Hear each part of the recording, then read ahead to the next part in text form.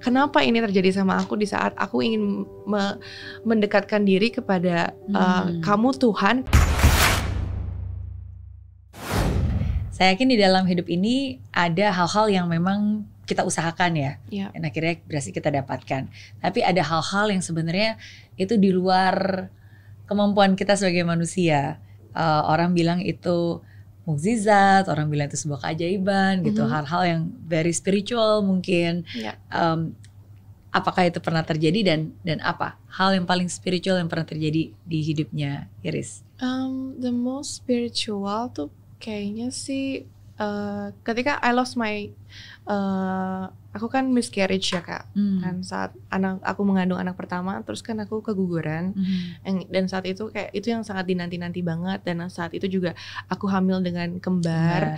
Udah gitu posisi hamilnya juga udah besar kan Kak, udah mau 7 bulan, tapi saat itu juga ya Tuhan berkehendak lain dan mengatakan ya mereka cuman sampai di situ aja menemani akunya kan Kak. Nah di situ itu adalah titik paling rendah sih yang pernah aku alami itu di situ, karena saat itu juga aku baru menikah dan masih sama-sama mengenal kan satu sama lain dengan suami, dengan keluarga. Jadi di situ tuh juga sama kita saling menyalah-nyalahkan kan Kak. Kenapa ini bisa terjadi tuh pasti karena kesalahannya si ini gitu. Itu merasa pressure yang sangat luar biasa banget, dan di situ kayak ngerasa, dan aku juga baru mulai berhijab kan Kak gitu. Gitu, dan di situ aku ngerasa kayak karena sebagai ibu kalau kita dengar suara anak itu pasti langsung noleh. Aku aja juga jadi noleh. Kayak nggak fokusnya tiba-tiba terpecahkan gitu ya. Ya anyway di situ kan aku ngerasa kayak terpuruk banget, dan aku ngerasa kayak kenapa ini terjadi sama aku di saat aku ingin mendekatkan diri kepada kamu Tuhan, kenapa kok seperti ini gitu, kenapa ini terjadi. Dan di situ aku ngerasa kayak apakah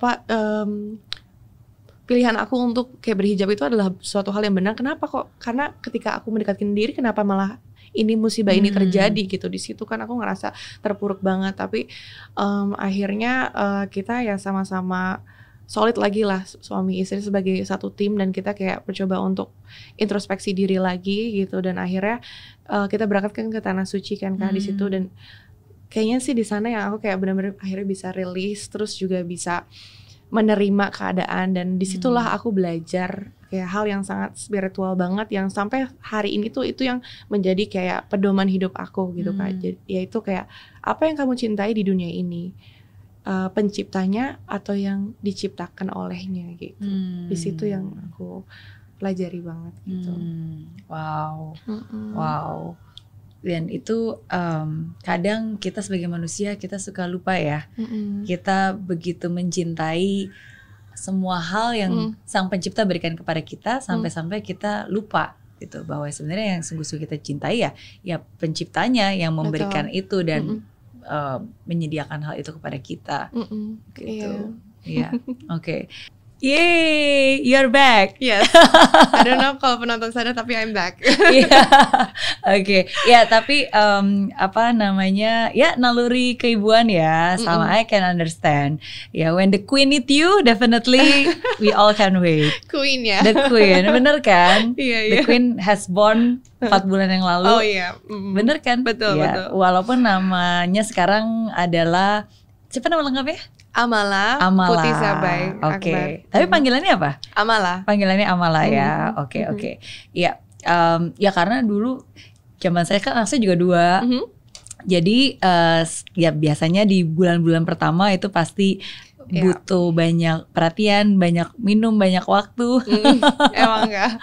Iya. Tapi itu satu hal yang I miss it sih. Maksudnya satu hal yang mungkin pada saat itu kita jalanin biasa-biasa aja, tapi saat sekarang itu sesuatu yang kita kangenin sebenarnya. Ya. Walaupun sekarang kayak kurang tidur, terus kayak lebih kayak aduh lelah gitu ya. Tapi ini yang dikangenin ya kayak nanti ya. Iya, saat masih bisa digendong, saat mereka masih selalu pengen berada dengan kita, ya karena suatu saat nanti berubah kan dari yang cute jadi lucu, jadi teman bicara, tapi nanti jadi ganteng, jadi cantik, jadi berubah prosesnya. gitu. Oke. Pertanyaan berikutnya. Oke, ini berbicara tentang asumsi. Karena sebagai public figure banyak orang yang melihat kamu dan mungkin memiliki asumsi-asumsi yang berbeda. Sebenarnya Iris tuh nggak kayak gini loh harusnya. Nah, jadi asumsi tersalah apa yang orang punya terhadap kamu yang sebenarnya itu nggak benar? Mungkin sih ya itu ya yang mungkin orang pikirnya kayak it's a privilege gitu ya, kayak untuk aku untuk masuk dunia entertainment tuh pasti lebih cepat daripada yang lain gitu. Lebih mudah kayaknya untuk tenarnya, lebih mudah karena aku punya face yang ada kebuliannya gitu, pasti lebih mudah karena inilah karena itulah apa. Terus orang yang underestimate karena itu ya, tapi menurut aku bisa bilang bahwa itu sama sekali nggak benar sih gitu. Aku benar-benar kerja keras banget dari nol sampai saat ini gitu, banting tulang abis yang benar-benar kayak tadi kayak nggak tidur seharian dan masih ada di tempat kerjaan gitu. Terus dimana kayak aku disembur dihujanin pagi-pagi untuk adegan-adegan hujan-hujanan pagi-pagi gitu. Terus kayak aku diseling dulu di tengah malam dingin gitu kan. Udah gitu pakai kostum-kostum yang sangat ya nggak nyaman, terus harus diseling apa sampai aku nangis-nangis kecapean apa tuh aku rasain banget semuanya, dan itu tuh aku lewatin untuk bisa ada di posisi sekarang ini. Kayak it was not easy untuk bisa ada di posisi aku sekarang yang mungkin orang lain lihatnya oh mungkin mudah ya, kayak enak ya bisa jadi seorang Iris misalnya gitu. Privilege-nya pasti banyak, tapi no gitu. Aku tumbuh dari keluarga yang sederhana, I worked my way up gitu. Jadi it takes hard work untuk bisa sampai di sini. Oke. Dan semua penghargaan yang diraih itu adalah hasil kerja keras, keringat dan air mata. Bukan hanya seorang aja ya, tapi kan ya mama juga selalu mendampingi kan. Berarti kan sebenarnya proses berdua saling menguatkan dan saling menyemangati satu sama lain. Betul. Iya. Apa sih yang biasanya bikin kamu semangat? Maksudnya kalau lagi down atau lagi sedih atau lagi capek banget gitu, yang dulu or sekarang? Oh beda, kalau sama sekarang beda? Ya kan sekarang udah punya anak sih Kak, jadi kayak semua kayak nomor satu adalah anak-anak gitu ya. Oke. Kalau dulu? Kalau dulu ya mungkin balik lagi ke keluarga sih Kak, gitu, keluarga. Semua aku lakuin untuk keluarga aku gitu, karena aku ngerasa like I felt like the man in the house gitu, karena aku ngerasa ya gimana ya, aku yang ada di depan gitu untuk if something happen with my family, aku yang di situ untuk bertarung paling pertama gitu. Jadi di situ aku ngelakuin semuanya untuk keluargaku, my mom and my little brother gitu. Iya. Karena kan harus ada seseorang yang memang paling kuat, yang paling bisa membantu semuanya ya. Dan ketika hidup memberikan kamu kesempatan itu, ya you have to take up the responsibility kan. Betul. Karena mau nggak mau, siap nggak siap ya kamu harus menjadi orang itu. Okay. It's not easy. No, it's not easy. It's not easy. Tapi banyak yang mendoakan, makanya kamu bisa dikuatkan. Pastinya bisa ada di sini juga karena banyak yang doain juga, banyak yang support. Nggak mungkin karena aku sendiri juga. Kalau kamu bisa punya superpower, pengennya punya superpower apa? Wow, apa ya? Aku sih pengen punya superpower untuk bisa menduplicate diri kali ya.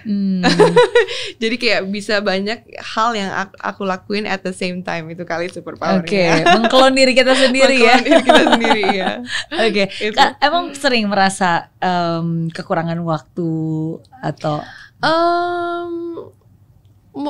You can say that, apalagi sekarang ya, kayak sekarang kan udah punya anak, apalagi 2 gitu. Jadi kayak ya kalau bisa dibagi 2 untuk bisa memberi kasih sayang yang seimbang untuk dua-duanya tuh, aku pingin bisa melakukan itu. Udah gitu juga tuntutan suami juga gitu kan. Kalau bisa dibagi 3 deh gitu. Udah gitu ada Iris untuk yang ngurusin kerjaan, ada Iris yang ngurusin anak, untuk ngurusin suami, ngurusin apa gitu ya. Pengen lah bisa kayak gitu. Jadi menduplikasi kita kemanapun juga ya.